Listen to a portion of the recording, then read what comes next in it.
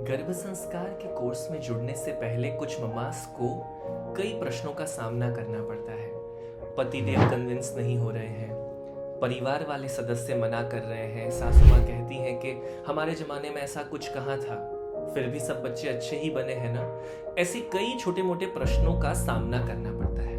अगर आपके सामने भी ऐसे प्रश्न आए हैं तो कुछ इंपॉर्टेंट बातों को ध्यान से समझने की कोशिश करिए। गर्भ संस्कार का पालन करना ये कोई नया कॉन्सेप्ट नहीं है। सदियों से ये कॉन्सेप्ट चला आ रहा है, क्योंकि गर्भ संस्कार तो सिद्धांत है ना। आप जानो न जानो, मानो न मानो, फॉलो करो न करो, आप प्रेगनेंसी में जैसा जीवन जियोगे वैसी बालक का जन्म होने वाला है।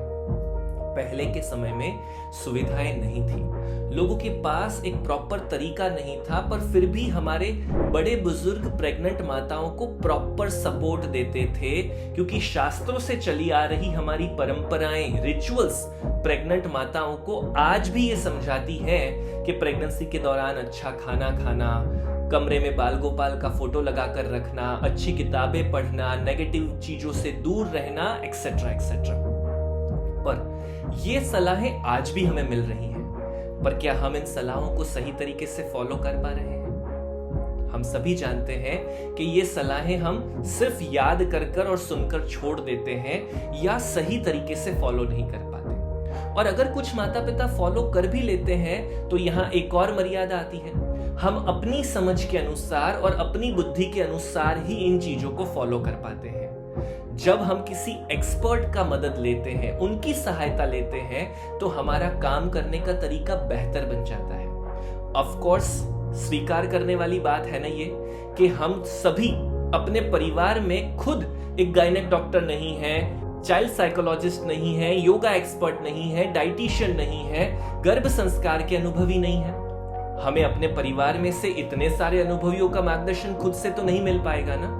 पर अगर हम अपने बेबी को बेहतर बनाना चाहते हैं तो इन सभी अनुभवियों का मार्गदर्शन प्रेगनेंसी के दौरान बेहद जरूरी है। तो हमें और अपने पूरे परिवार को साथ में मिलकर इस डिसीजन को समझना पड़ेगा कि जो फैसिलिटीज पहले के समय में नहीं थी, अगर वो फैसिलिटीज अभी मिल रही हैं, तो फिर हम क्यों उसे मिस करें?